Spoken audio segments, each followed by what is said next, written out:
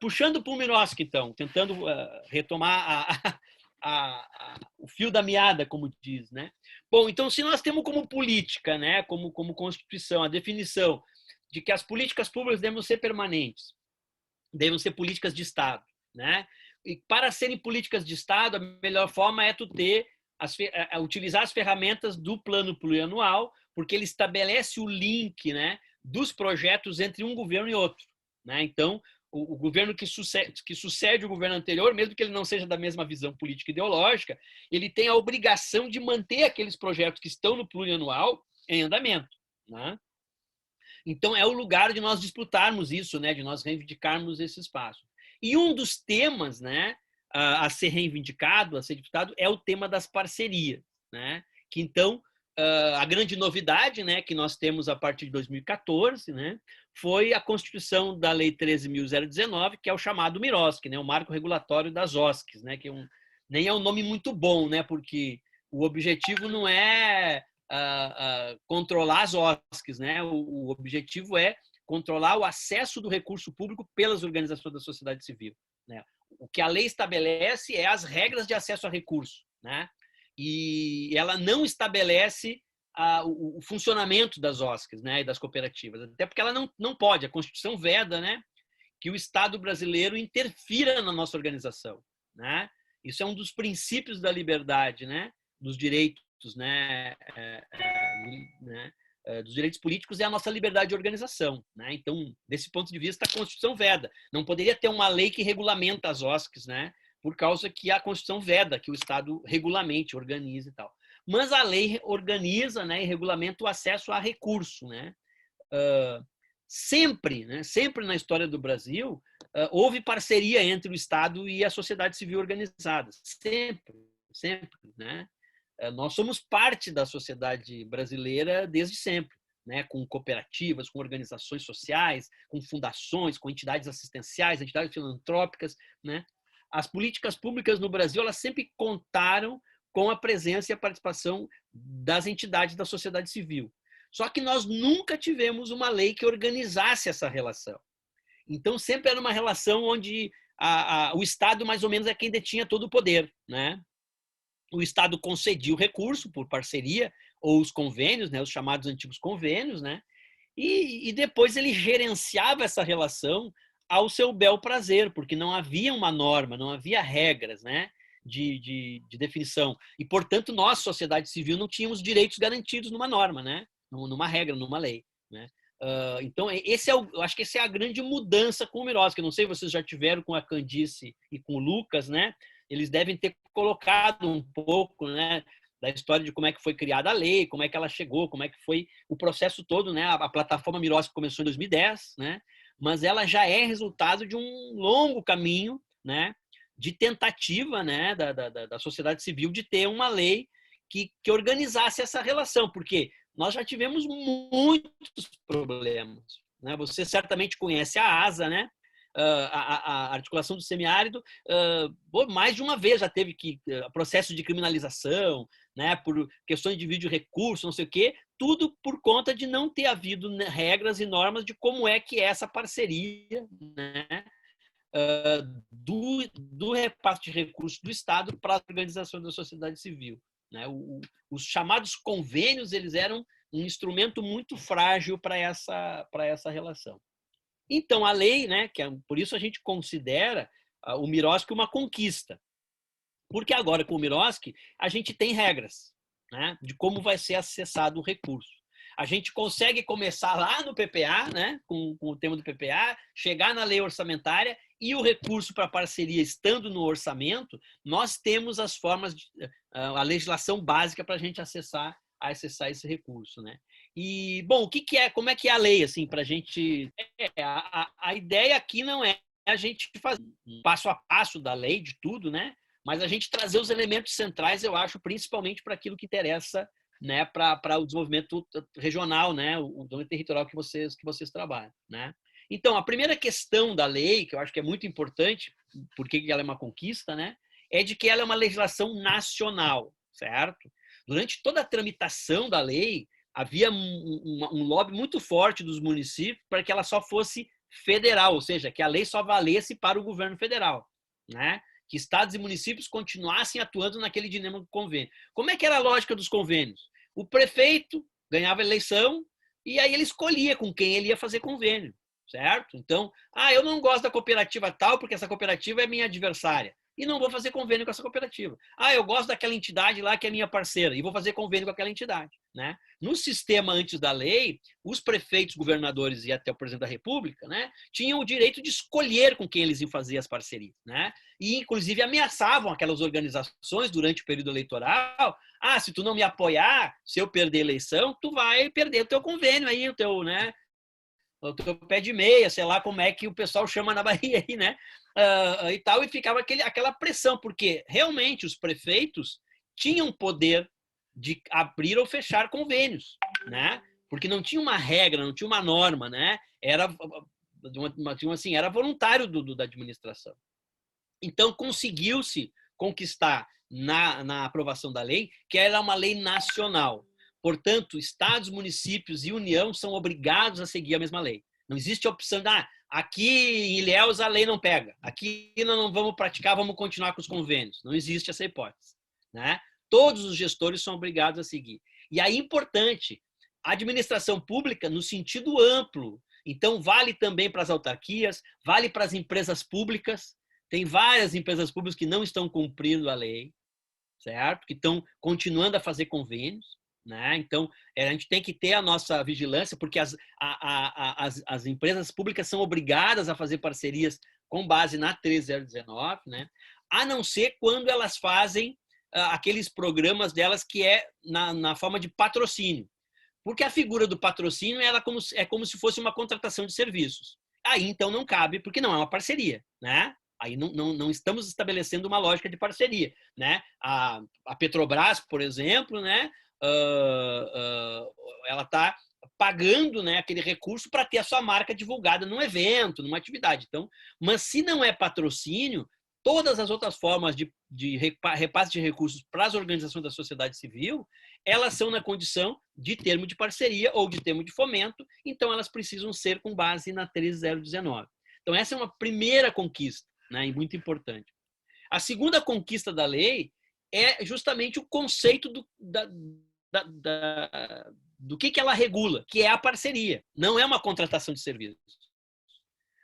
A maioria das vezes que a gente tinha convênios, a prefeitura ou o Estado se comportava como se ele estivesse contratando um serviço. A entidade era uma prestadora de serviço para a administração, certo? A administração, ela estabelecia uma relação com a entidade como se ela fosse dona do serviço, dona da parceria, né? Determinava as regras, dizia como tinha que ser, como não tinha que ser.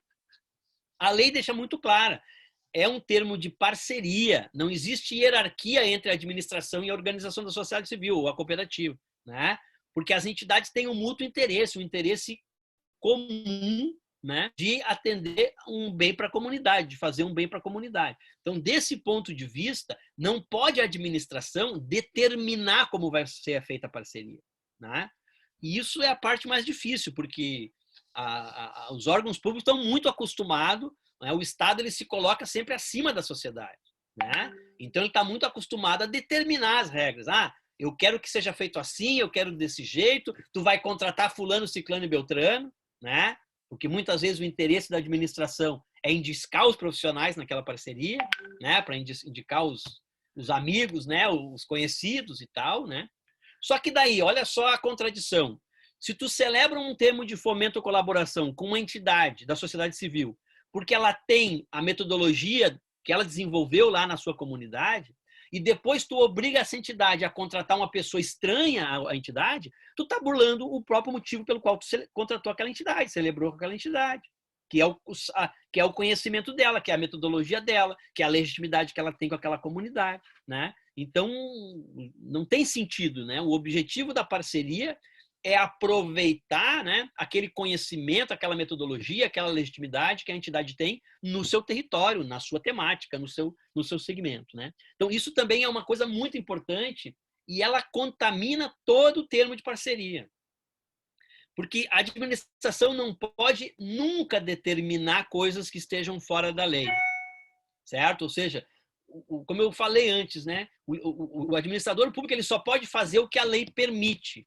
Ele não pode fazer o que dá na veneta dele, o interesse dele. Então, na hora que ele for fazer uma parceria, ele tem que olhar a lei 13.019 e aquela lei é o que ele pode exigir. Ele não pode exigir nada que esteja fora da lei. Né? Para nós, a gente diz assim, a lei é o limite. Né? Nós temos, por exemplo, inclusive na própria Bahia, né? Vários conflitos. O tema da prestação de contas, por exemplo, que a gente sabe aí que o Confoco do Estado e tal, o pessoal aceita que a prestação de contas seja financeira. Né? E a lei estabelece que a prestação de contas é do conteúdo da parceria.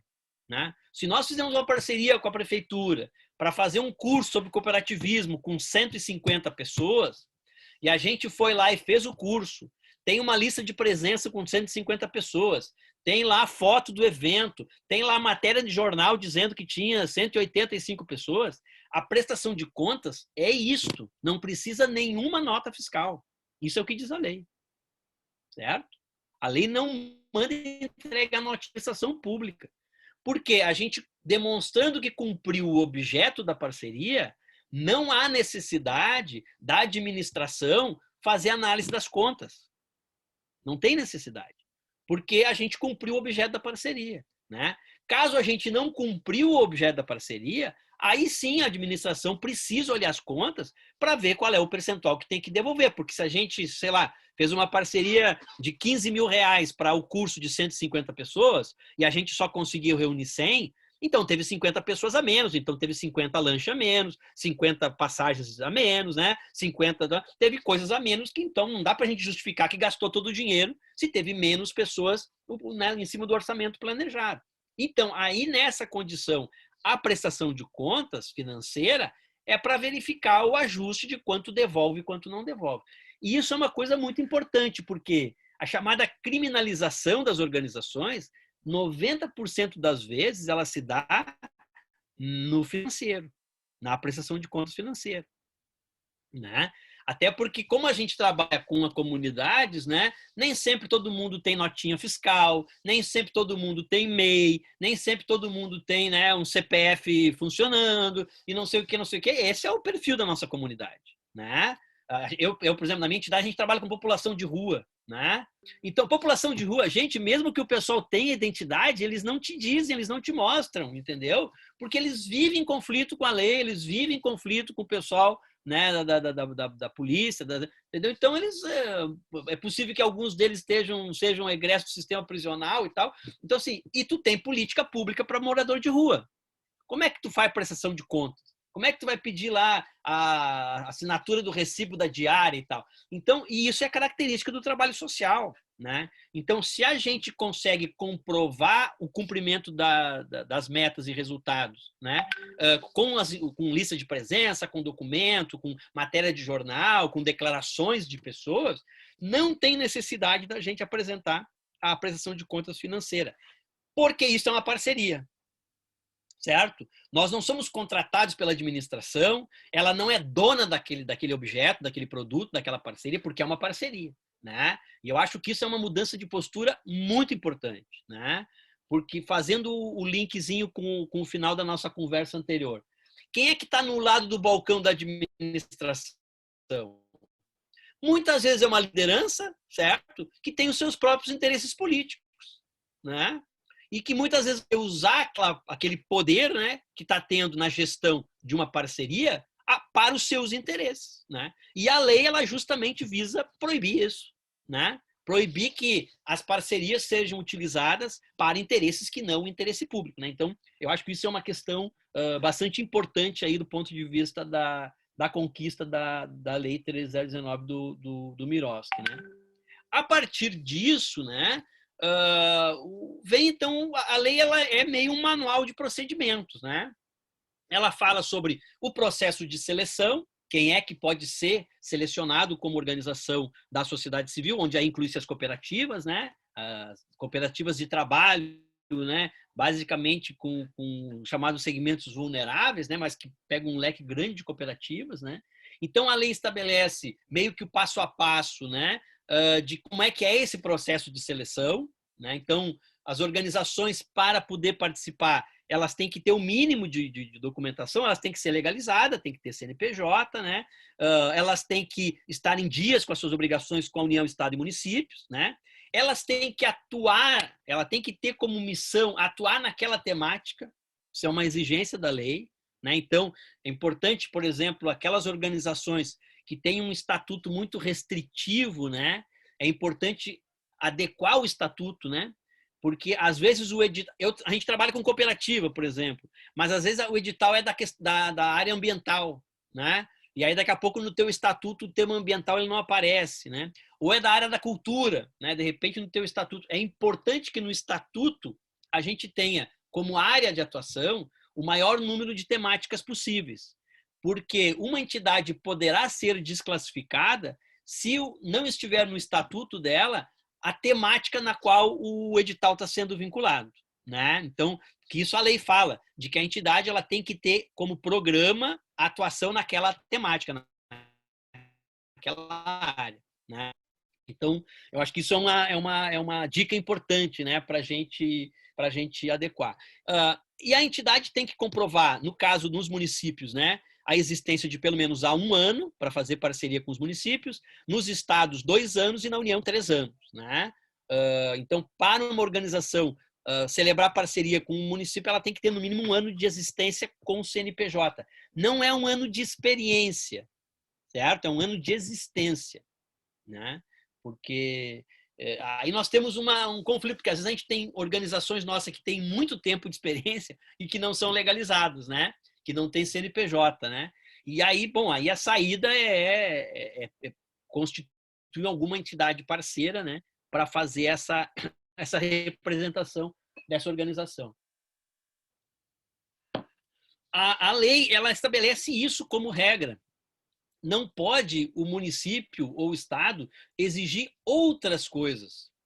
Me parece, não tenho certeza, não sei, o pessoal que é do governo pode me atualizar, que na Bahia estão exigindo a declaração de utilidade pública, né, para celebrar parceria. Se estão exigindo, gente, não pode. A lei proíbe, certo?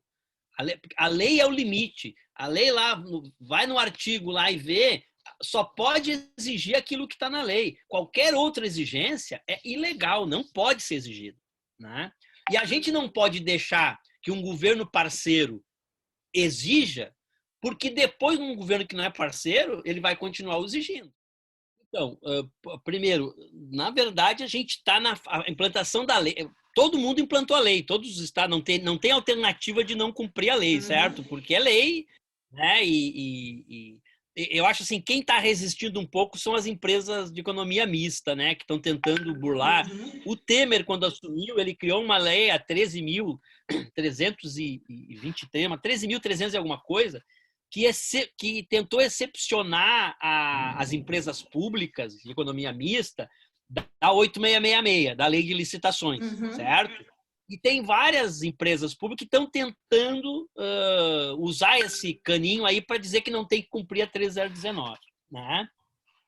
Mas, de resto, estados, municípios, todo mundo está vinculado à lei e está cumprindo a lei. Alguns mais, outros menos. Né? O que eu acho que acontece aí na Bahia é que o pessoal, como é que eu vou dizer, leva o governo muito na boa, entendeu? Leva o governo muito de boa, eu acho, certo? Porque eu tenho acompanhado que tem coisas que a gente não aceita em outros estados, porque são governos adversários, e que aí a gente não briga tanto, né? Então, eu acho que a gente... E aí, como a lei é nacional, entendeu? Não adianta eu conquistar uma coisa no Rio Grande do Sul e perder na Bahia, amanhã ou depois o Rio Grande do Sul vai dizer, mas se na Bahia pode, no Rio Grande do Sul também pode, entendeu? Porque a lei é nacional. E nós estamos disputando interpretações da lei. Isso, ao fim e ao cabo, só vai ser resolvido no judiciário, entendeu? Tem várias coisas que a lei de licitações... Um exemplo, tá? O tema dos consórcios. Né? Quando entrou a lei de licitações, as prefeituras, os governos, elas diziam que não podia ter consórcio, que não sei o quê e tal, e não deixavam ter consórcio. Isso foi para a justiça, e o Poder Judiciário entende que consórcio é um direito dos participantes, certo? Então, um edital de licitação, estou falando licitação, tá? Que não fala sobre consórcio, que não veda consórcio, os participantes podem apresentar a proposta como consórcio. Esse mesmo tema acontece na 13019, né? Que é as parcerias, né? Da gente apresentar projeto em parceria, né? Fazer os consórcios de parceria, né? Que também vários estão negando que a gente apresente, né? E a gente está dizendo que não, é um direito. Não, o texto da lei não diz assim, ó, a administração poderá admitir em consórcio. Não, diz, é permitido proposta em consórcio. Se é permitida a proposta em consórcio, a lei está dando direito para nós que vamos apresentar a proposta. E não o direito para a administração em exigir ou não o consórcio, certo? Então, isso aí vai acabar no Poder Judiciário, certo? Certamente é um tema que só o Poder Judiciário vai pacificar, como a gente diz, né? Então, assim, a lei está sendo implementada no Brasil inteiro e nós estamos disputando centímetro por centímetro aquilo que é nosso direito, né? Tem vários editais que aparecem com exigências de certificados que a lei proíbe. Nós estamos impugnando esses editais, né? Porque depois que vira moda, ninguém muda, né? Então, eu acho que aí, claro, a gente está em contato direto. Tem a plataforma Miros, que é aí da Bahia, né? Que tem a Eliana, né? Que tem o próprio Lucas, o pessoal aí da Fase, da Elo, né? Da Vida Brasil. A gente está em direto com contato com todo mundo, né? Mas a gente tem feito sempre essa ponderação, assim, e às vezes a gente às vezes dá a impressão que a gente está aceitando coisas que em outros estados a gente não aceita, né? E eu acho que isso era importante a gente, volto a dizer, governo não é nem parceiro nem inimigo, né? Movimento social não é nem governo nem oposição. Eu acho que isso a gente tem que ter, a nossa relação é com o Estado baiano, e o Estado baiano está configurando uma norma que exige a prestação de contas financeiras e isso é ilegal. É esse o pensamento que a gente tem que ter, né? Nossa relação não é com o governo Rui, é com o Estado baiano, né? E eu acho que isso é importante. Sobre a questão dos objetivos, não, a lei fala que a organização ela tem que ter como objetivo, como função, atuar nas temáticas do edital, né? E não necessariamente o CNAE tenha que ser. Então, assim, eu não acho que tenha necessidade de mudar o CNAE, mas que no teu estatuto lá da cooperativa, em algum momento tem que dizer que são finalidades da cooperativa, além do trabalho e renda das costureiras e tal, a proteção ambiental, o desenvolvimento das atividades culturais, quer dizer, né? A questão, sabe, do desenvolvimento local territorial, né? Então, assim, o fortalecimento do esporte amador, sabe? Porque tem editais na área do esporte. Ou seja, bota lá como complemento, porque num questionamento, num processo de edital, a entidade vai poder dizer, não, mas a gente também faz cultura. A gente também faz proteção ambiental, né? Para não correr o risco de ser desclassificado por causa de uma questão como essa, né? Que eu acho que é... Isso é uma coisa importante também que eu acho que mudou, né? Nos convênios, tu ia lá na administração, ela dizia não, tu virava as costas e ia embora. Não tinha o que fazer, né? Não tinha o que fazer, a administração disse que não quer fazer daquele jeito, acabou. Tu começava conversando com o governo, terminava com outro, eles mudavam as regras e tu tinha que aceitar. Agora não. Se o governo Rui, faz uma coisa, a gente assina um termo de fomento à colaboração por 5 anos, o governo que vier, seja o que for, não vai poder mudar as regras, certo? Não vai poder mudar as regras. Então, isso é uma conquista importante, né? Porque aquilo que a gente fizer, o chamado, né, o ato jurídico perfeito, aquilo que a gente fizer de acordo com a lei, o novo governante não pode, ele pode nos odiar, entendeu? Ele pode nos querer ver pelas costas, ele não vai poder mudar aquele termo de fomento e colaboração, porque está assinado, porque foi feito conforme a lei. Então, isso é uma garantia importante. E a outra conquista também é o fato de que quando a administração diz alguma coisa que a gente não concorda, a gente tem condição de recorrer, certo? De fazer a discussão administrativa e até fazer a discussão judicial, se for o caso. Né? A gente teve aqui em Porto Alegre, por exemplo, nós temos as entidades conveniadas para a educação infantil. Por óbvio, pela pandemia, a educação parou, né? E a educação infantil também parou. E o prefeito aqui fez um decreto e suspendeu os repasses para as entidades. Os repasses são termos de colaboração, certo? As pessoas das entidades, tu tem lá professores, pedagogos, sabe, o pessoal que trabalha na limpeza, na alimentação, não sei o quê, esse pessoal tinha que continuar a receber, né? Porque eles não deram causa para parar o serviço. Aí nós fizemos a conversa administrativa, o prefeito não aceitou, a gente entrou com o Ministério Público, mas o Ministério Público peticionou no Poder Judiciário e o Poder Judiciário mandou o prefeito voltar a repassar o recurso para as entidades. Por que ele fez isso? Porque tem uma lei que diz que ele não pode suspender os repasses, que é a Lei 13.019, né? Ele não pode suspender os repasses. Nem por força maior, né? Porque teoricamente até podia ser. Mas era óbvio que tinha que manter a segurança alimentar dos profissionais e tal, tal, tal, tal. Então, tipo assim, eu acho que a gente não se deu conta ainda da importância da lei nesse embate cotidiano aí com a administração, né? E da gente se ver prejudicado e não poder ter o que fazer. E agora a gente tem, porque a gente tem uma norma que nos protege, né? Que nos dá essa segurança. Bom, celebrou, a gente tem esse processo de seleção, importante que a seleção, ela é, na verdade, o edital, ele faz uma classificação, certo? O edital, ele é basicamente uma seleção de melhor proposta, né? A primeira fase do edital é a análise das propostas e não da documentação da entidade, né?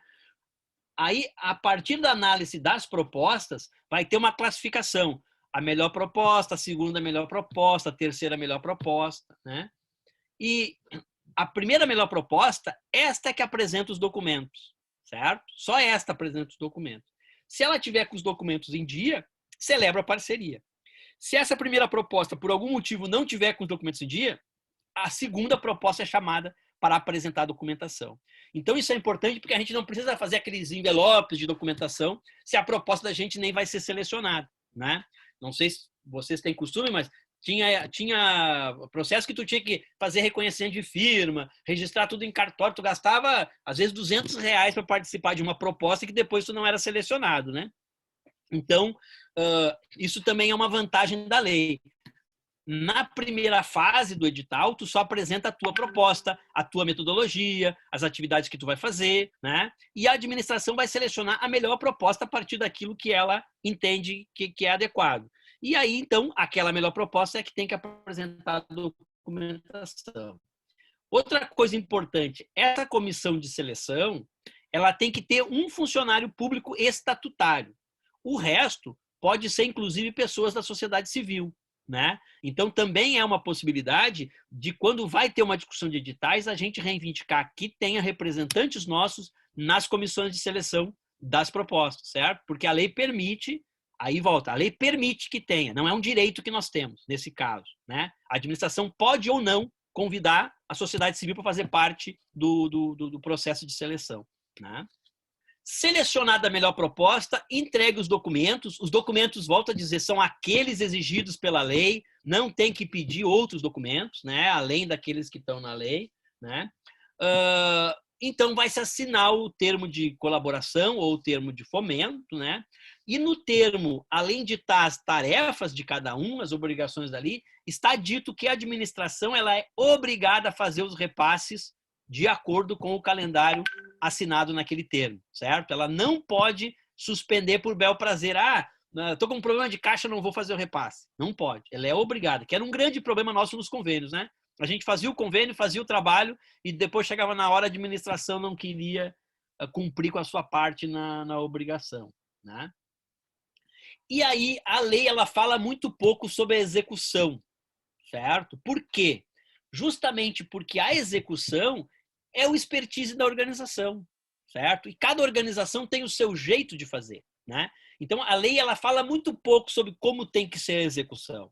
O que ela diz é justamente isso, que é a responsabilidade da entidade, os recursos humanos, a metodologia, o pagamento dos servidores, né?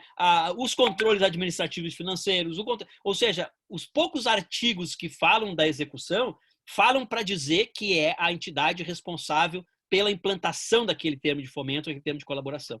A lei nos dá todo o poder de gestão sobre aquela atividade. Isso é muito importante, porque muitas vezes a administração ela quer que a entidade seja uma barriga de aluguel, entendeu? No fundo, o projeto é do gestor lá, né? Ele só quer um CNPJ para ele né, executar o seu projeto, né? e a entidade lá só é a barriga de aluguel, né? Então, não. Na hora que fez a parceria, o recurso entrou na conta da entidade, é a entidade responsável por implantar com a sua metodologia, com os seus funcionários, com a sua equipe de trabalho, né? Com os seus controles, né? Então, isso é muito importante. Então, a execução, a lei fala muito pouco sobre a execução, justamente para garantir essa dinâmica, né, de que a entidade é que ela é dona do processo, ela é que sabe, ela que tem metodologia, ela que tem legitimidade com a comunidade, coisa e tal. A única coisa que a lei estabelece na execução é que a prefeitura ela é obrigada a fazer a prefeitura, ou o Estado, a União, a fazer monitoramento e avaliação permanente. Então, tem que ter uma comissão de monitoramento e avaliação que vai acompanhar o processo de execução, né? E a administração ela é corresponsável por aquela parceria, por aquele objeto, por aquela atividade, né? E por isso ela tem que fazer o monitoramento e a avaliação. Ela tem que fazer reuniões periódicas, visitar o local, acompanhar os eventos, né? Também essa comissão, ela é obrigada a ter pelo menos um funcionário estatutário de carreira. Os outros podem ser pessoas da sociedade civil, né? Então também é um espaço que talvez a gente possa reivindicar de ter representação da sociedade civil nessa comissão de avaliação e monitoramento. E essa comissão, ela tem que fazer relatórios periódicos, que é justamente para não chegar no fim da parceria e surgirem problemas que aí vão acabar gerando dificuldades tanto para a entidade como para a administração. E esses relatórios, a entidade tem o direito de discutir eles, de questioná-los ou de complementar esses relatórios, e eles já são uma pré-prestação de contas. Porque se eu tive um ano de trabalho, tive 3 relatórios ao ano, e os 3 relatórios concluíram que a gente está fazendo tudo certinho, que a gente está executando as atividades, que está fazendo os cursos e tal, chega lá no fim, eu faço o 4º relatório e é a prestação de contas final, né? Não tem novidades, né? Se eu estou no período da execução cumprindo né, com as tarefas, com as responsabilidades. O contrário é verdadeiro, né? Se por acaso nos relatórios começam a aparecer problemas, né?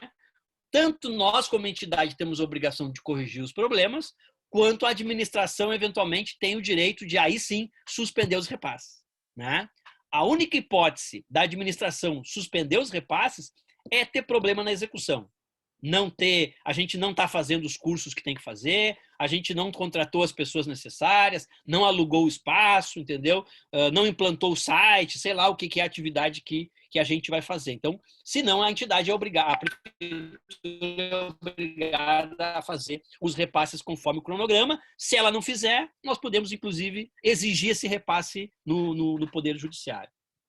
E, por fim, então, a gente tem a fase da prestação de contas, né, que a gente já passou rapidamente.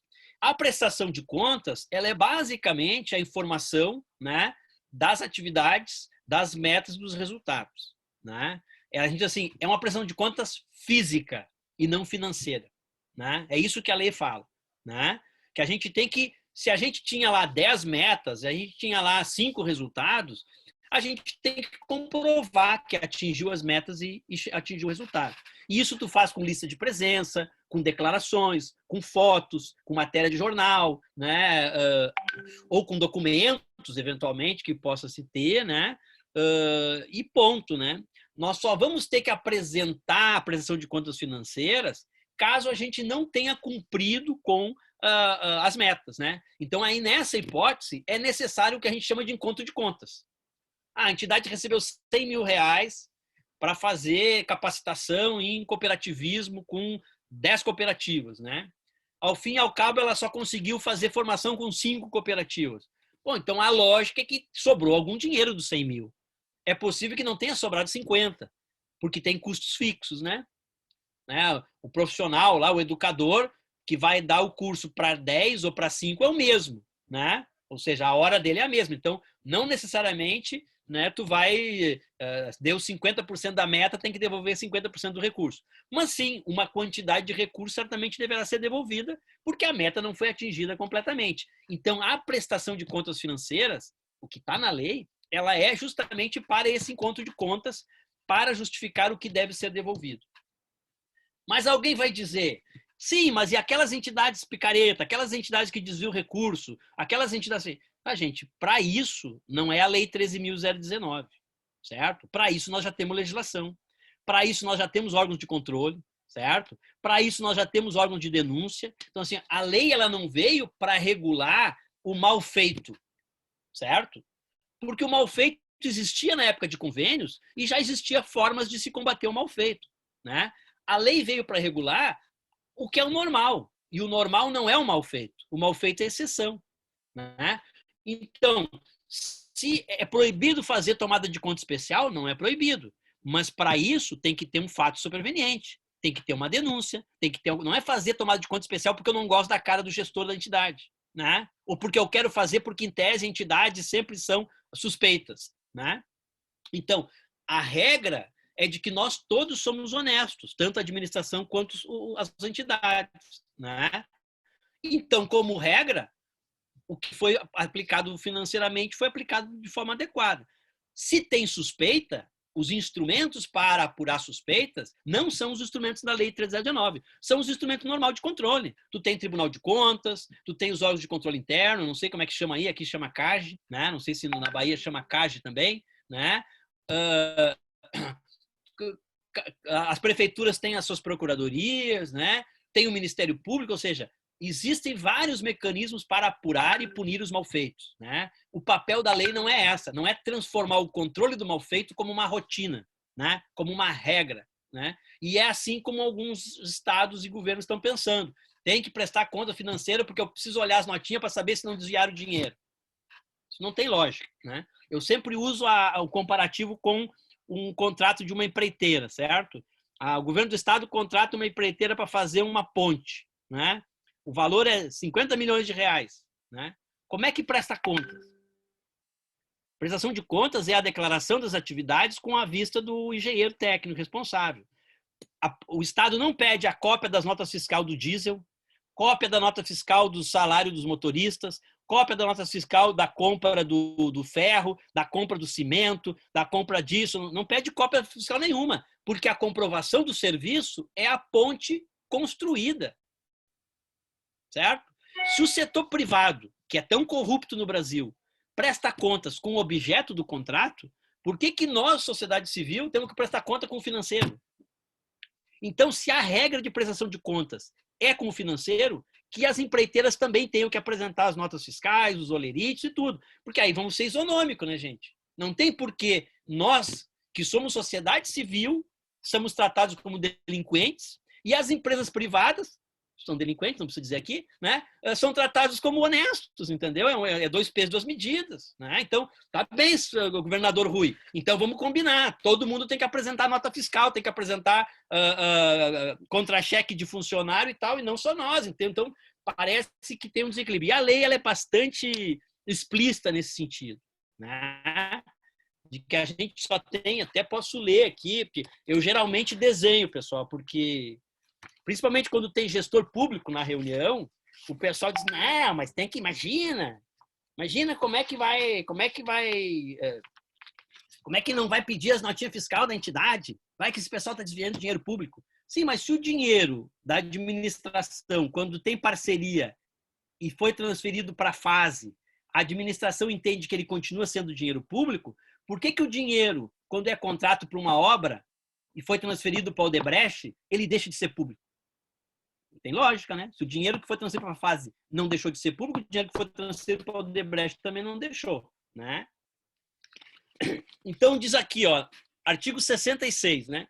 A prestação de contas relativa à execução do termo de colaboração de fomento dar-se-á mediante análise dos documentos previstos no plano de trabalho, nos termos do inciso 9 do artigo 22, além dos seguintes relatórios. Relatório de execução do objeto, elaborado pela organização da sociedade civil, contendo atividades, projetos envolvidos, cumprimento do objeto, comparativo de metas propostas e resultados alcançados. Certo? Aqui está o importante. Relatório de execução financeira do termo de colaboração de fomento, com a descrição das despesas e receitas efetivamente realizadas e sua vinculação com a execução do objeto, na hipótese do descumprimento de metas e resultados estabelecidos no plano de trabalho. Então, o inciso 2º do artigo 66, ele diz que a prestação de contas financeiras é na hipótese do descumprimento de metas e resultados estabelecidos no plano de trabalho. É só se a gente não cumprir meta. Está na lei, gente. Está na lei, não é invenção da assessoria. Está na lei. Essa lei é nacional, entendeu? Todo mundo é obrigado, todos os governadores do Brasil, todos os prefeitos do Brasil e o presidente da República tem que cumprir. Então, eu não vejo dúvida em relação a isso, né? Não acho que a gente deva aceitar algo que a lei não exige, né? Até porque parte da desconfiança, né? Parte de uma relação de desconfiança, né? E que é com o setor da sociedade civil que não é geral. Se a administração fosse desconfiada de todo mundo, talvez fosse menos ruim, né? Mas desconfiar de nós e não desconfiar dos outros parece que não é muito correto, né? E só para fechar, no caso de que haver alguma penalidade, no caso de eventualmente identificou alguma irregularidade, não cumpriu meta e tal, a lei permite que a devolução desse recurso ela não seja feita em espécie, certo? Ela possa ser uma devolução em prestação de serviço, em parceria. Então, se a gente tinha que fazer lá a curso para 50 cooperativas, conseguiu fazer para 40, a gente não fez para 10, o valor de fazer essa parceria custaria mais 30 mil reais. A gente pode, ao final, acertar que essa devolução vai ser por atividade que a nossa entidade faça, certo? Não precisa ser em money, pode ser em hora técnica, né? Pode ser fazer um outro curso, um outro objeto de parceria. Claro, no caso daí não seria remunerado, né? Seria como contrapartida, o custo seria da entidade. Mas o importante é que a gente não precisaria tirar dinheiro do caixa para fazer essa eventual devolução de recursos. A gente pode fazer essa devolução através da prestação de algum serviço, né, para a administração. Então, também isso é uma conquista bastante importante, porque muitas vezes a gente não consegue cumprir o objetivo, mas a gente acaba gastando todo o recurso, né? E aí tu cria uma situação de como é que faz, né? Então, a lei permite essa situação que parece também bem adequada à nossa condição de organizações, de cooperativas e tal. Então é isso, pessoal. A lei, o Miroski é isso, tá? Estamos em fase de implantação, estamos nessa fase de disputar a versão de cada item, né? Algumas vezes a gente tem que discutir no Poder Judiciário, porque às vezes a administração não abre mão, né? Mas muitas vezes a gente reverte os editais e consegue convencer, principalmente com governos, né, mais parceiros. Eu acho que tem um grande espaço aí na Bahia, né, e talvez em vários municípios, né? Embora os municípios muitas vezes seguem o governo do estado, né? Então é importante o governo do estado ter a interpretação correta, porque acaba impactando a forma como os municípios vão interpretar a própria lei, né? E me parece que isso é uma questão importante aí, né, nessa fase.